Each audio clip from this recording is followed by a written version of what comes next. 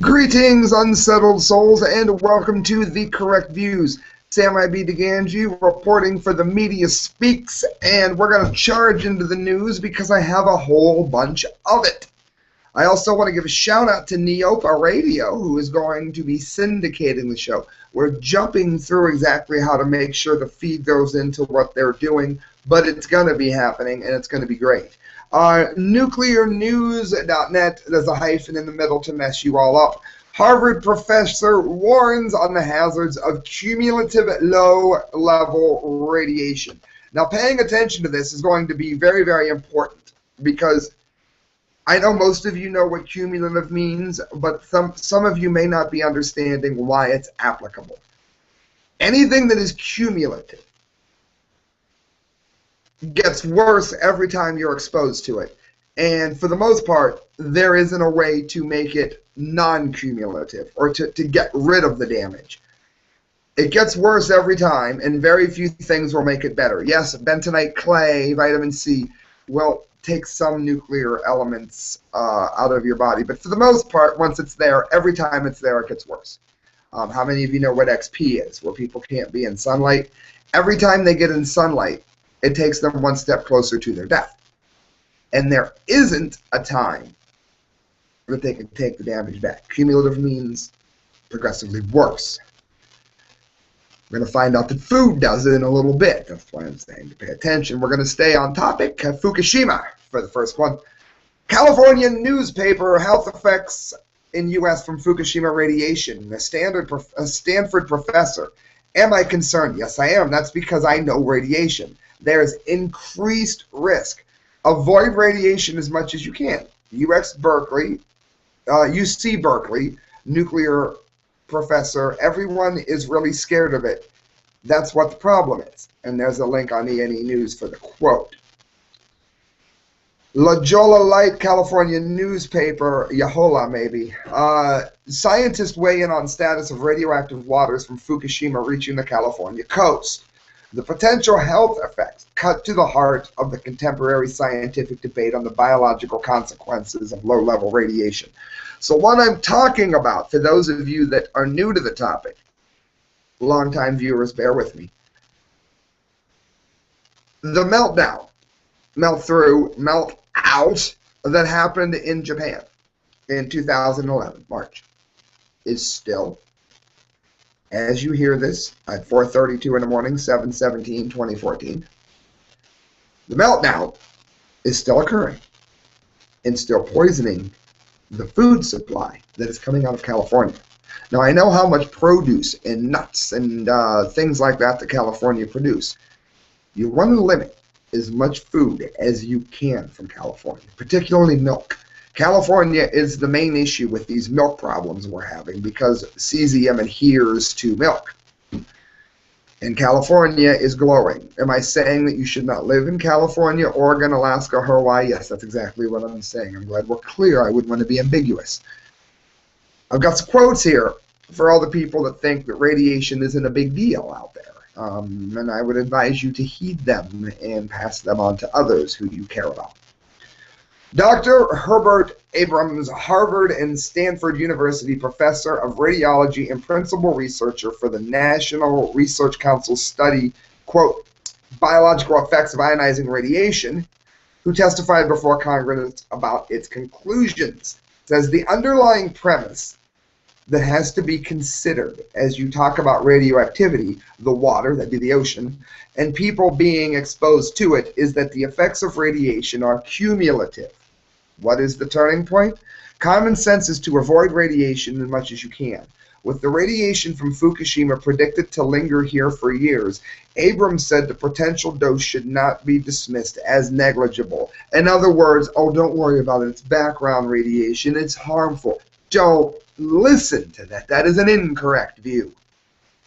Am I concerned? Yes, I am. That's because I know radiation pretty well. It shakes up the cell and it goes after the genetic material. That's what you and your family is made out of. The bottom line is that radiation has a carcinogenic agent, cancer causing for you top 40 fans. There is increased risk. But how do you translate that into understandable discussion of what's going to happen to guys on their surfboards? I don't know. Abrams issues his own warning about these scientists declaring low-level radiation to be absolutely safe. Quote, physicists, or at least some of them, are the people in the nuclear industry itself. They play down the risk to such low doses, but they never talk about it being cumulative. Each little dose, at what point does it equal a big dose? Get out of California! Professor Kay Vetter, UC Berkeley Nuclear Engineering Department. People don't understand nuclear radiation and the impact. That's another doctor we have. Everyone is really scared of it. It should not pose any health risk to swimmers, divers, people on the beach. The psychological stress and psychological impact, which might actually cause health effects, we should never underestimate that. In other words, I'm trying to say it's all in their heads. Friends, this is bad. This is really, really bad. And anytime you hear about how safe something is, it's not safe. It's always dangerous. You can help yourself by not eating foods from California if you can help it. Avoiding milk. Avoiding mushrooms. They soak up radiation out of the ground like a sponge. You can also fight back by pulling your money out of GE, General Electric, or TEPCO, because that's who caused this. If you're in a mutual fund in it, get out of it. High levels of vitamin C, you're looking for around 3,000 milligrams a day. Bentonite, clay, calcium to fight strontium. Look up Chris Busby, calcium. These are some things you can do to help yourself.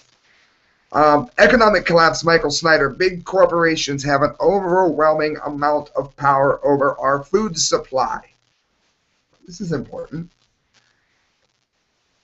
From our fields to our forks, huge corporations have an overwhelming amount of power over our food supply every step of the way. Right now, it says there are more than 313 million people living in the United States, and the job of feeding all of those people is almost entirely in the hands of a few dozen monolithic companies. If you don't like how our food is produced, or you don't believe that it's healthy enough, it isn't very hard to figure out who is to blame. These mammoth corporations are not in business to look out for the best interest of the American people. Rather, it says the purpose of these corporations is to maximize wealth of the shareholders. So listen to this. This is from the U.S. agricultural sector. The U.S. agricultural sector suffers from abnormally high levels of concentration. Most economic sectors have concentration ratios of 40%, meaning that the top 4 firms, only 4, in the industry control 40% of the market. If the concentration ratio is above 40%, experts believe competition can be threatened and the market abuses are more likely to occur. The higher the number, the bigger the threat. How bad is it? 4 companies own 83.5% of the beef market. That is GMO-fed cows, which screw up your health when you eat it. The top 4 firms own 66% of the hog industry. That is sausage, that is pepperoni, that is your pizza, that is your ham. The top 4 firms control 58.5% of the broiler chicken industry. In the seed industry, 4 companies control 50% of the proprietary seed market and 43% of all commercial market worldwide.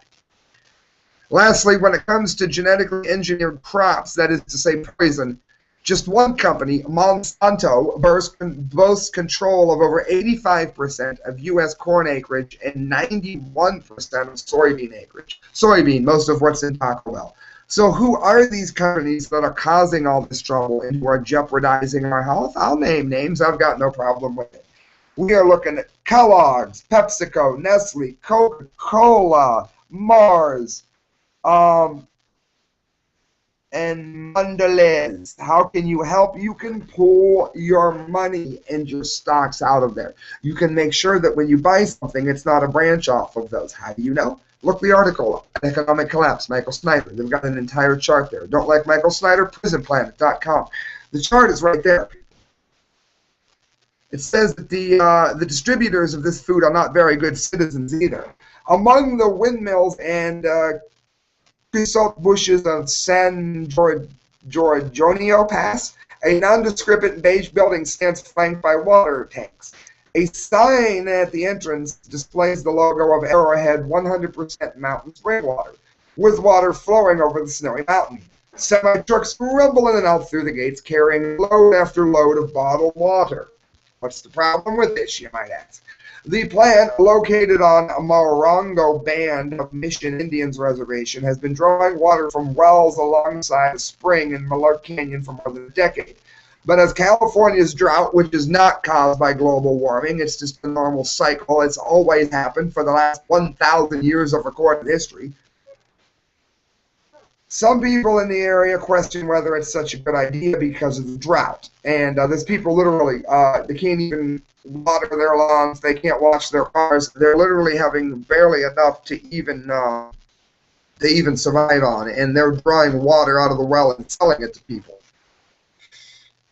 So, why does this matter, you ask? Why did I tell you what cumulative meant when you first clicked on the link? Infowars.com has this up. Junk food gets encoded in DNA of future children, scientists discover. Unfortunately, the loving Christelle lives off of cigarettes and food that isn't food. If she's not smoking, she's eating something toxic. You'll say, do you want to go and get like real food? No, she wants to eat pizza rolls, smoke cigarettes, and drink something that tastes like tea but isn't. This stuff gets encoded into your DNA. Original article, by the way, was at RT.com. It gets encoded into your DNA. You pass it on to your children. Not the same way that radiation does, but the same cumulative effect. You can't undo the damage it's done. In case you can't tell, I'm a little chubby myself. I'm no alien to fast food, but I do try to drink mostly vitamin water, some coffee, not copious amounts. Try to avoid pop. Try to eat real food that isn't a pizza roll, things like that. And what happens if you don't? My dad was 68, gallbladder, liver, gone. Why? He shopped at Walmart. Aspartame. All the stuff they feed you in boxes, that's why. My mom, she's 67, in a nursing home, joints all messed up, body all screwed up, not even 70 years old. Why? Same diet. My dad was a diabetic, by the way, so he adhered to a healthy diet. He avoided sweets and that for the last 10, 15 years of his life. Aspartame, processed food, killed him. Now, I know most of you aren't going to listen to it. You're just going to go ahead and smoke your cigarettes and not pay any attention to me. But for those of you that are still somewhat concerned about your health and what happens to people when you have kids, what's happening to your DNA, then you might want to listen to this. It says, next time you wolf down the Big Mac with large fries, consider you may be affecting more than your own waistline. Scientists now say that an unhealthy diet can be encoded into your DNA, that is the building blocks of life for you Lady Gaga fans, and that it is passed on to future generations. By now, most people have heard various negative things about a Western diet. It's too fatty, it's too salty, and too sugary. It can cause problems in the immune system, disturb the chemical makeup of the stomach, and perhaps the most obvious of all symptoms, lead to obesity. And again, I eat way more Wendy's than I care to admit. Less than a lot of people I know, though. Now a study from the National Institute of Allergy and Infectious Diseases in Maryland has provided yet another reason to drive past your favorite fast food drive-through window. The deleterious effects of a poor diet can leave a mark on your DNA, passing along the genes to your offspring. Why does my kid sick all the time? Well, this might be a reason. The harmful effects of an unhealthy diet, which is very easy to fix. These places could give you organic beef instead of giving you fast food beef. The harmful effects of an unhealthy diet can actually stretch across generations, wrote Ian Maley's, author of the study, which appeared in the Nutritional Journal. And there's a chart that's going to go ahead and graphically give you much of the information that I'm about to give you here. Let me scroll down past it, as my Time Warner internet cable is just as slow as humanly possible. It affects the oil transfer from kissing. It can affect everything. Breastfeeding. It can affect the birth canal and even C-sections. Listen to this, friends. Miley's demonstrated that a mother's eating habits may potentially shape her child's flavor preferences even before birth, potentially skewing their palate towards anything from vegetables to sugary sweets.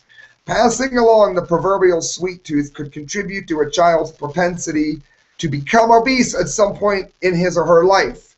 I mean, I like your vegetables. Eat them. Put the Big Mac down. When the mother's diet causes a harmful imbalance of her bacteria, she passes this imbalance on to her child and thus fails to present the ideal commensals for proper immune education during her child's most critical development window, according to the study. The developmental imbalance leaves the baby's immune system poorly trained to fight off infections and encourages autoimmune and allergic diseases. Also, fathers, guess what? Miley's caution that the father's dietary choices in life also play an important role in the health of offspring.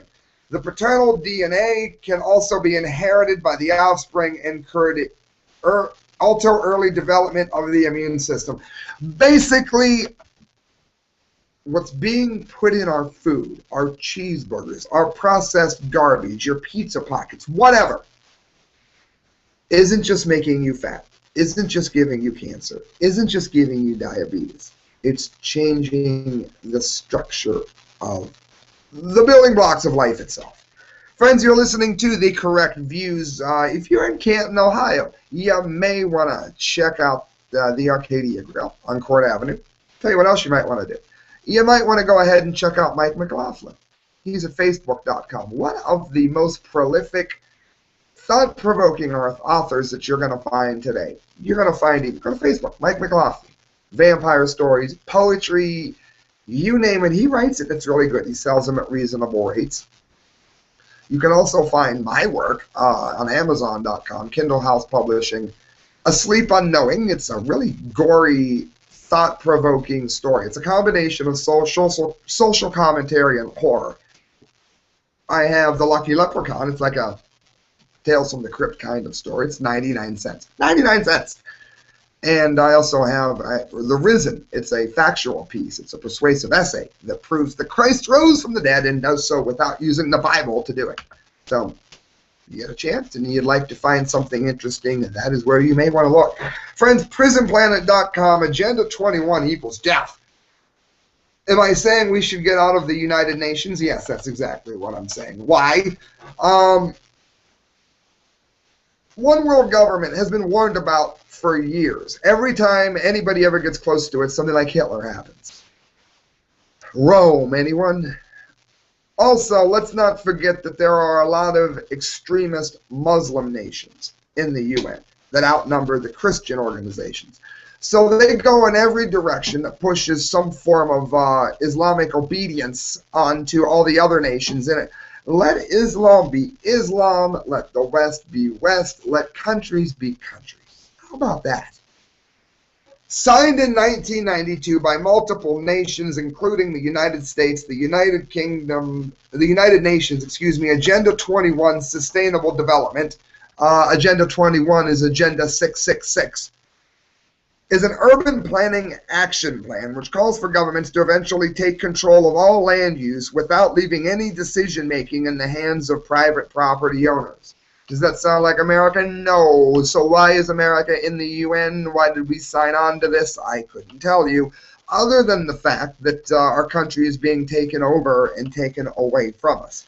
So here's some of the current urban planning trends of Agenda 21, and which include, but are not limited to, I hope you have your puke bucket handy, the closure of royal land for public use and erosion of royal property ownership. So if you live in the country, you can be told what to do with your own land and how to do it. Keep in mind, man is not even warming the planet. Man-made global warming is an absolute lie. Look up climategate.com. The development of multi-use condos for the first floor designated for businesses catering to the tenants above, encouraging condo dwellers to remain close to home, much like serfs in the Middle Ages. In other words, live in a building and don't leave that building. Don't drive and just sit there like a dog. Meanwhile, Michelle Obama feeds her ugly-faced barbecue ribs all day while you're sitting there eating lettuce. The purposeful lack of easy freeway access in cities, which similarly ensures that residents never venture far from their neighborhoods. That's a good way to keep you home. We'll just take your freeway on-ramps away. The construction of expensive and inefficient public rail systems in cities in order to increase centralized government control while also reducing and even banning the use of private transportation such as cars. You can't drive because Agenda 21 wants control of everything. The accelerated implementation of toll roads, especially toll roads that discourage driving by increasing prices for traveling or for driving in congested areas. What's the answer to this? I'll tell you real quick. I was in Chicago. I made the movie, look up Becoming Paul Revere on the Media Speaks. It's hell. I was in DeKalb. It was hell. There's these tolls to get on every freeway. How do you guys fight this? Drive right through them and don't put any change in. If enough of you do it in high enough numbers, you'll shut it down by simple default, people. The numbers are on your side. Do not succumb to this. Utilities monitored by smart meters, which can be controlled and shut off remotely by public utility companies. Friends, this is a nightmare. We need to get out of the UN. We definitely need to get out of Agenda 21. And we need to find thousands of people to quit. All in one community. Stop. Don't renew your licenses. Don't pay your fines. Don't pay your tolls. If enough of you in one area, I've said this a million times, enough of you in one area band together and refuse to accept anymore, they can't put everyone in jail. If they do, the city will shut down. Think. This is how we fight back, people. Think. Use the thinking part of your brain. I'm begging you. John Rappaport, What Are Machines Thinking?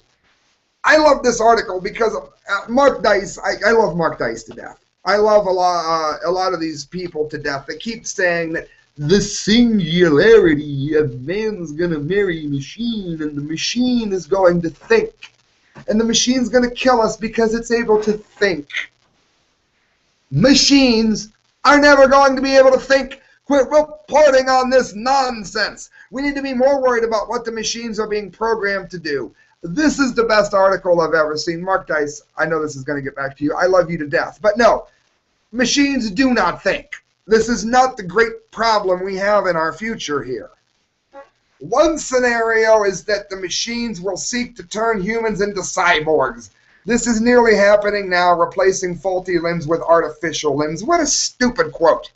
The concern I'm raising is that the machines will view us as unpredictable and a dangerous species. The machines will view. Not if they're programmed to. Machines might view us the same way as we view human insects. Yeah, of course. Del Monte believes machines will become self-conscious. Yeah, and I'll become Santa Claus. And have the capabilities to protect themselves. Well, yeah, we'll make them protect themselves. No doubt there. But it's not them thinking of it. It's us programming them to do so. These aren't quotes from some abstract satirical play designed to expose human stupidity.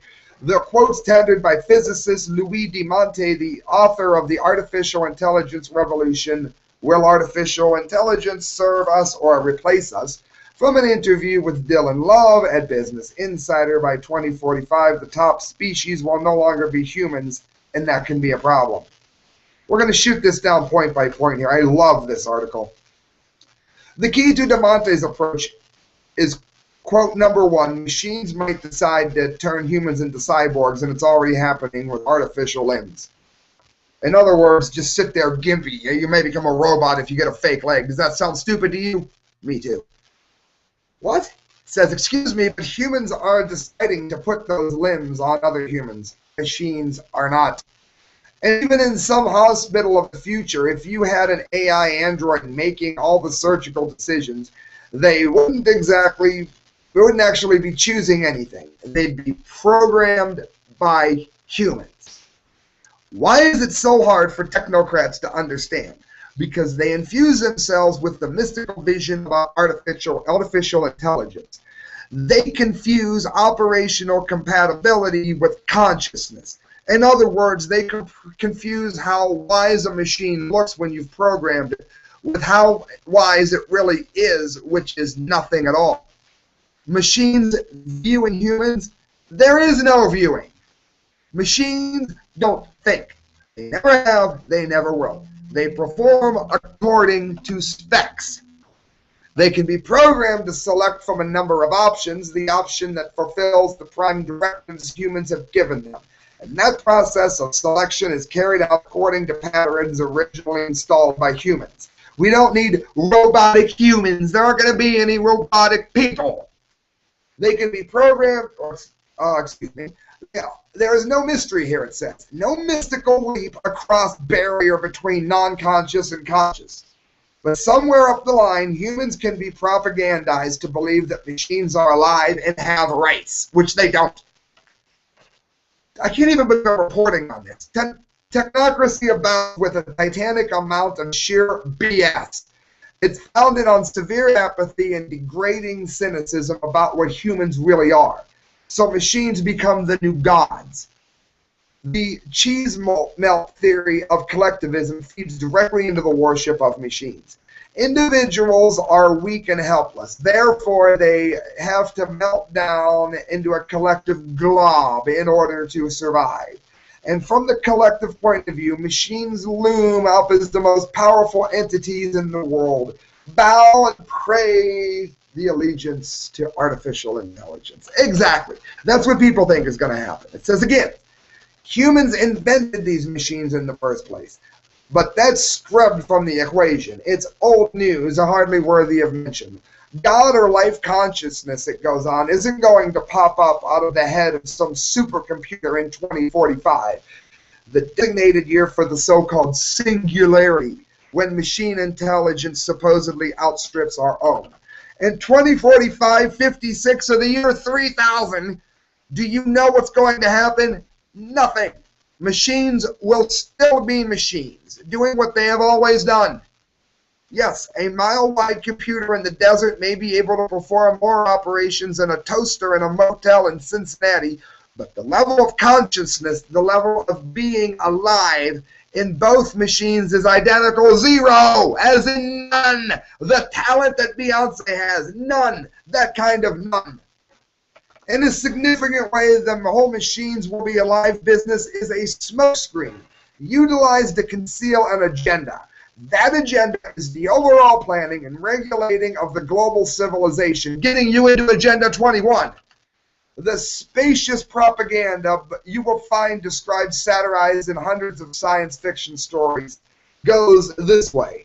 If we had at our fingertips the full sum of human knowledge, and if we could calculate it at lightning speed, we'd find the optimum pattern of human society. We'd find the answer to the age-old question, how can we live in peace with each other?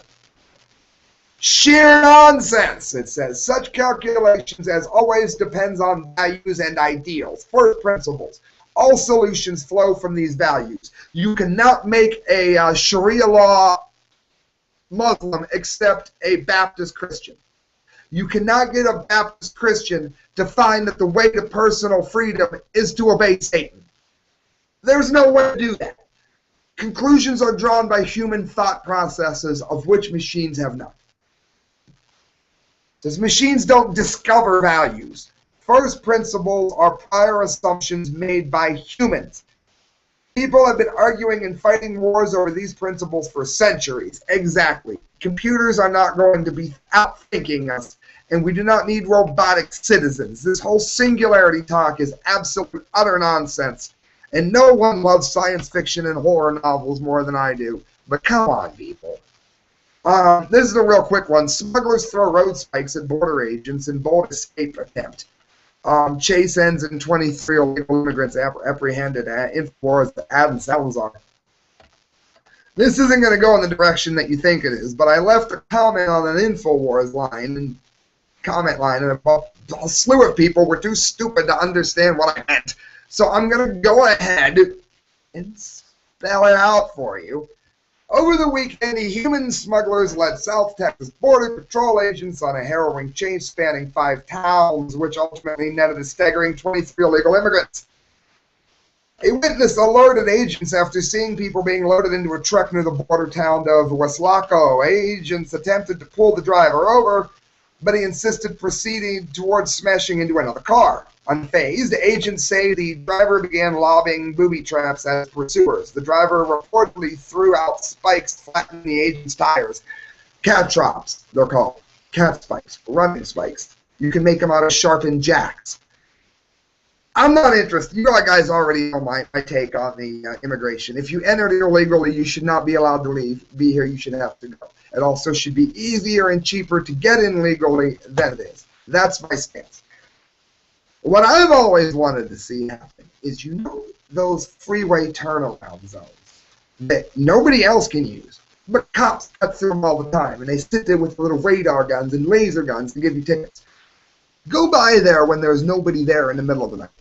Take a handful of these spikes and pepper them in that turnaround zone. I've said this for 15 years. When the cop pulls in there, he'll get an immediate 4 flat tires. You ain't ticketing jack! That's what I'm in favor of. Is it legal? No. I'm in favor of non-violent revolution. That's what I'm in favor of. Don't shoot the cop. If you shoot a cop and you say you did it, you're a fan of my show. I'm not a fan of you. Don't ever listen to me again. You're scum. You fight back by not hurting people and by disobeying in mass numbers. Anyway, somebody on InfoWars said that I was in favor of throwing them on the freeway and that other people have to use the freeway. Some people are so dumb that, what are you going to say? No, don't throw cat spikes on the freeway. Lou Rockwell blog, last thing I'm going to get to today, and it is the dum-de-dum-de-dum-de-dum-de-dum-de of the day. For those of you that don't know, I do a massive Fukushima update once a month, and I also do a dunce cap of the month every month, and I got too many to get to. And when that happens, we do the Dumdy of the Day, and today's Dumdy of the Day is quite dumb indeed. When it comes to checking privilege, dogs can't get a pass either. Get ready for stupidity, friends, get ready. One of yesterday's posts on here recalls another article Slate published on canines and racism. It's centered on Percy, a supposedly racist pit bull terrier. So we got machines that can think. Now we got dogs that can be racist. A supposedly racist pit bull terrier rescued from Fort Greene Park in Brooklyn.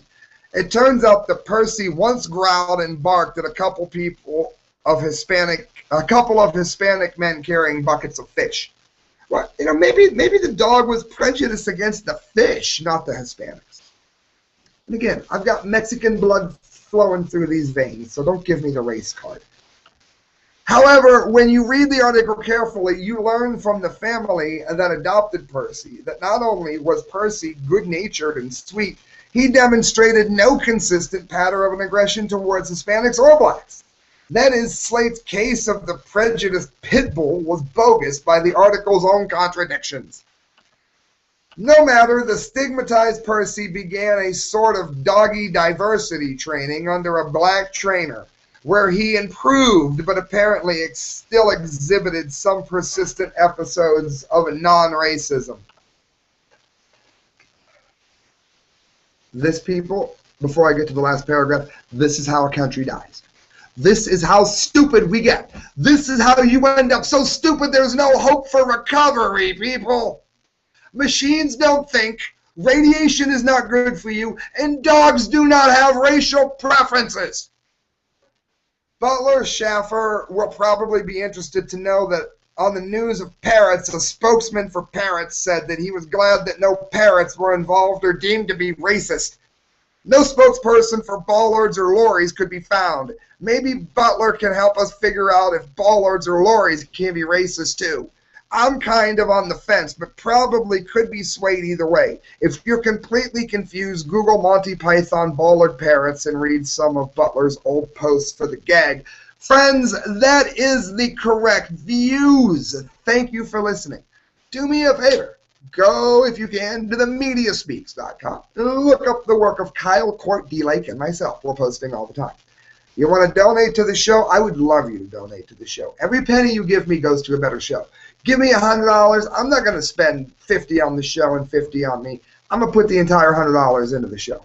So the correct views at hotmail.com. If you like the show, that is where you can help me grow the show, besides the obvious, hitting share, hitting remix if you're on YouTube and putting this on your channel. Thank you, friends. Good night, and God bless. I mean that.